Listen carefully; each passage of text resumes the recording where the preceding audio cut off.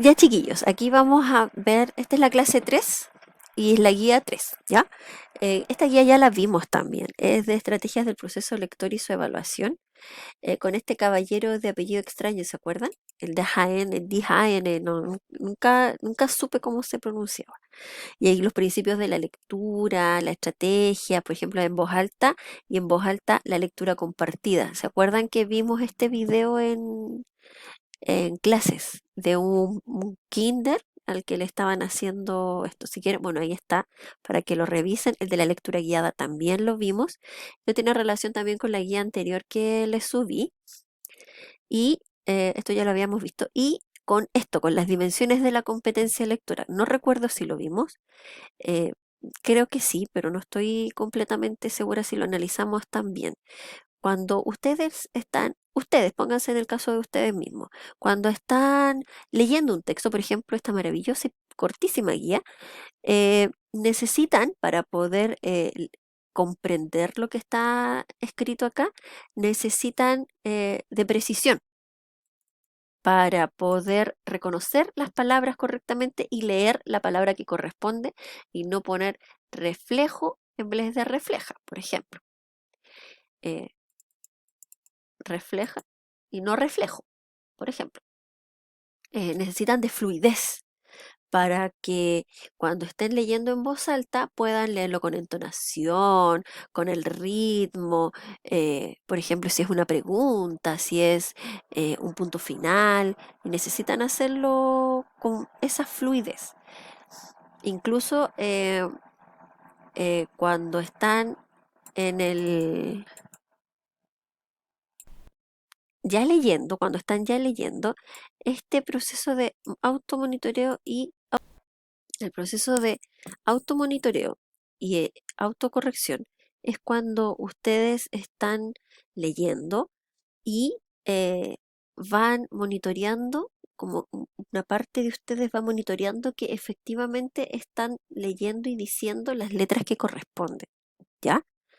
Es cuando se dan cuenta que están haciéndolo, leyendo bien. Y autocorrección es bueno, cuando se dan cuenta de que algo hicieron mal y lo corrigen. Entonces, por ejemplo, leen automonitoreo es cuando los lectores iniciales usan lo que saben de la códiga para controlar su comprensión y se devuelven y lo que saben del código para controlar su comprensión. Cuando corrigen, sea en voz alta, como sea en la lectura y personal, individual, ese es el proceso, ¿ya? Y por último, la comprensión, que es cuando ya ustedes aprehenden el contenido de lo que está acá y logran comprenderlo, ¿ya? Porque no se han visto con las barreras de entrada que son el no comprender lo que está escrito, no decodificar, confundir, por lo tanto tergiversar el contenido.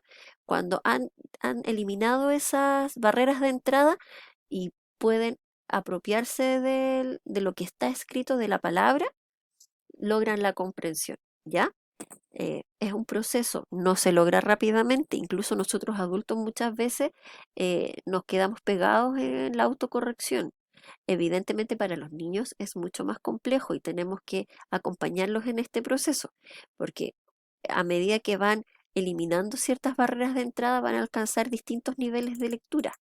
Por ejemplo, acá tenemos eh, por ejemplo, el nivel de lectura independiente, que es cuando el niño puede leer con fluidez, precisión, comprensión, ¿cierto? O sea, en teoría, cuando logra leer sin ninguna dificultad y además comprende lo que lee, ya que es súper importante.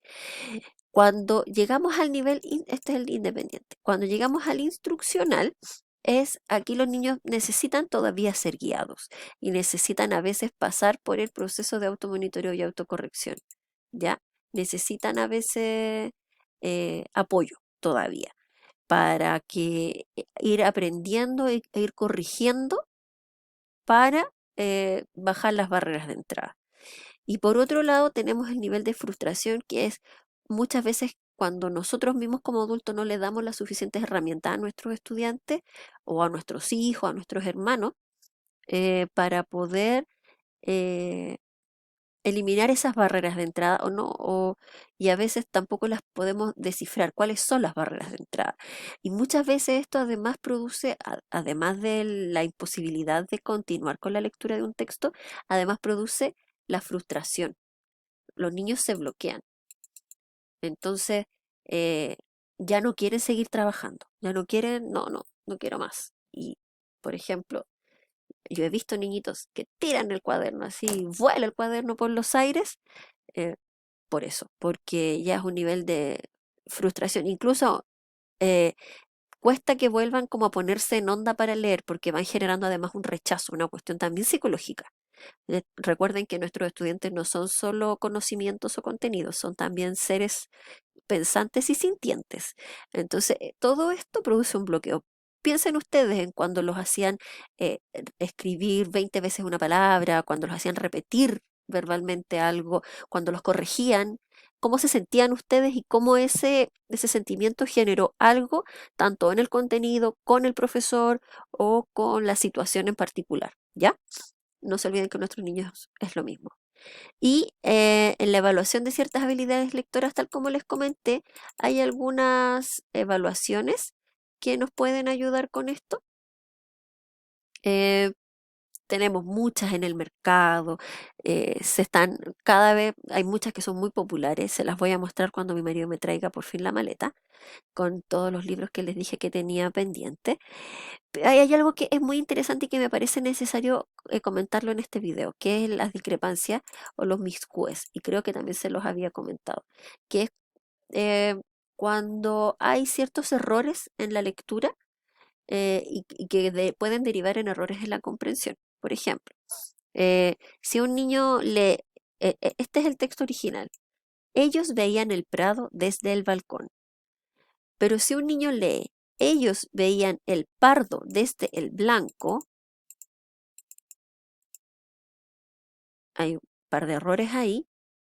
eh, no es lo mismo que si el niño lee y dice, ellos miraban el prado desde el balcón.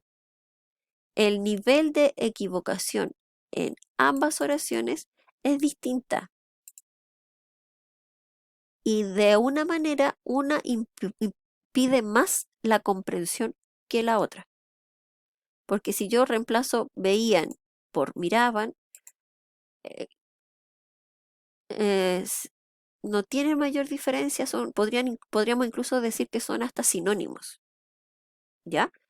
Pero si hablamos de pardo y de prado, ya ahí sí estamos hablando de dos palabras que en realidad ellos veían el pardo desde el blanco, podría ser incluso considerado como otra oración con otro significado. Y por lo tanto, como el grado de equivocación es distinto, también es distinta la evaluación y es distinto el nivel de comprensión que van a tener los niños. Entonces ahí es donde nosotros también tenemos que tener cuidado. Ya, eso chiquillos, al menos con este video. Les voy a dejar otro video más cortito porque eso ya es contenido nuevo, lo que viene ahora, lo siguiente. Y esto, todo lo que hemos visto es casi repaso. Entonces quiero que veamos esto y para la próxima clase, perdón, para el próximo video, necesito que ya tengan la guía 4 leída. ¿Ya? Recuerden lo que conversamos eh, y lo que les escribí, que les voy a subir un texto escrito también con las indicaciones para la próxima semana. ¿Ya? Gracias. Chao.